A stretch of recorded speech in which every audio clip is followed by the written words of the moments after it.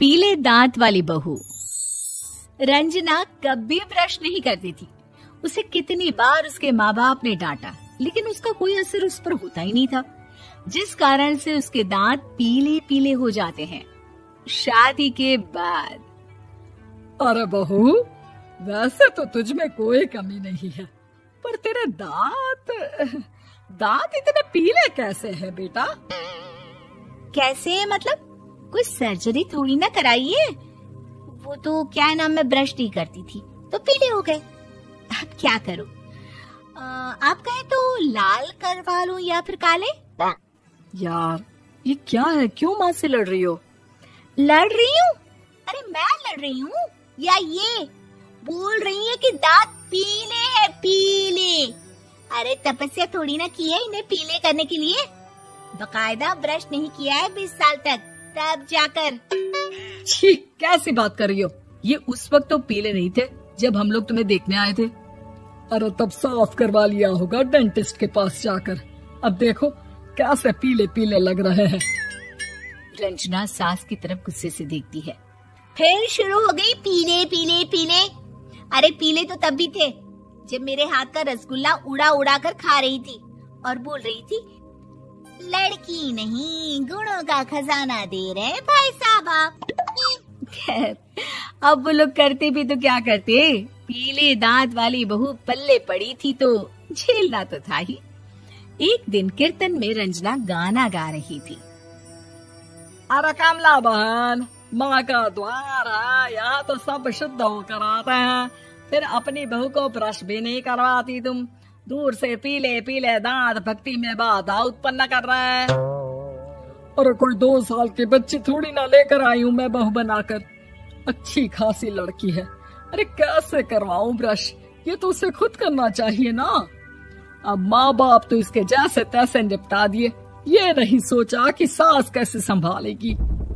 सास बहू को लेकर घर आ जाती है, लेकिन सोच लेती है कि अब इसे लेकर कहीं नहीं जाएगी। अगले रोज बहू कहती है, अरे क्या हो गया, मंदिर नहीं जाना क्या? कीर्तन का वक्त हो रहा है। मेरी मधुर वाणी से कान्हा जी जागते हैं और सोते हैं। आप तो जानती है ना उनकी भक्ति में कितना मन लगता है मेरा।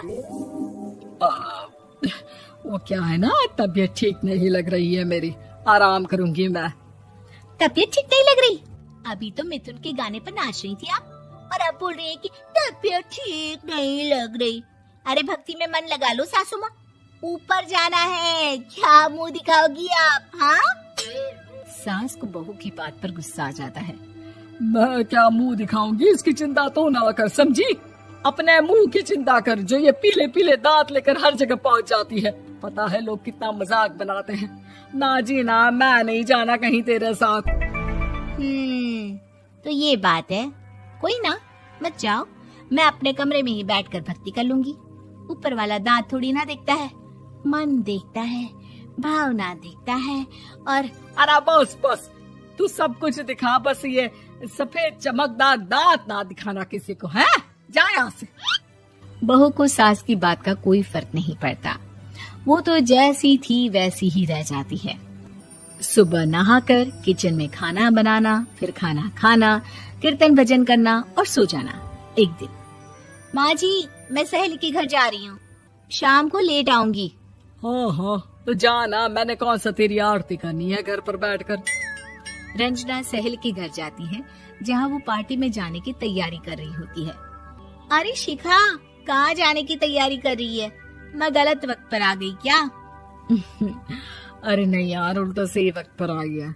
मैंने ये साड़ी और ज्वेलरी निकाली है यार, शाम को इनके ऑफिस की एक पार्टी में जाना है। बताना कैसा लग रहा है ये सब? नहीं यार, इस ड्रेस के साथ तो वो वाली ज्वेलरी अच्छी लगेगी। हाँ सही बोल रही है, मैंने ध्यान ही नहीं दिया। वैसे तो हमेशा से मस्त फैशन सेंस रखती है। तो बड़ा जाती होगी ना पति के साथ पार्टी में। रंजना कुछ नहीं बोलती, बस सोचती है कि यार काश ये बात सही हो जाती, पर मैं क्यों नहीं जाती पार्टी में? क्या इन लोगों की कोई पार्टी होती नहीं होगी?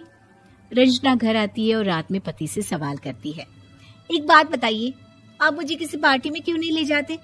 क्या आपके यहाँ ऑफिस में पार्टी नहीं होती? पति बेचारा क्या कहता कि दांत पीले हैं तुम्हारे इसलिए। अरे कोई पार्टी होती नहीं हम लोगों के ऑफिस में, तो कहाँ से लेकर जाऊं? और मार्केट, मॉल, कहीं वीकेंड घूमना, कहीं तो। अरे यार सारे हफ्ते में एक छुट्टी मिलती है, तो सोचता हूँ कि आराम ही कर लूं। क्यों? रंजना मन मार के रह जाती है। पहले कभी सास के साथ मंदिर जाया करती थी, लेकिन वो भी सास ने ले जाना बंद कर दिया। घर बैठी बैठी रंजना बोर हो जाती है। तभी उसे आइडिया आता है और वो मायके जाने का सोचती है। सासू माँ, 2 दिनों के लिए मम्मी के घर जा रही हूँ। अच्छा अच्छा ठीक है, आराम से जा। और हाँ, माँ से कुछ अच्छी आदत सीख कर आना कि कैसे शरीर के हर भाग की तरह दांतों की सफाई भी जरूरी होती है, समझी? शुरू हो गई ना आप।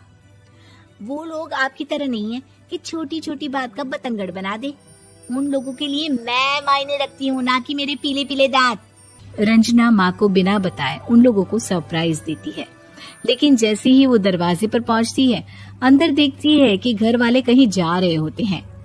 अब माँ, काश रंजना दीदी के दांतों वाली प्रॉब्लम नहीं होती, तो वो भी हम लोगों के साथ चलती ना बुआ जी की बेटी की शादी में। हाँ बेटा, लेकिन अब उसे कौन समझाए कि उसको उसके पीले दांत नहीं दिखते, लेकिन उसके आसपास के लोगों को कितना एम्बैरेसिंग फील कराते हैं।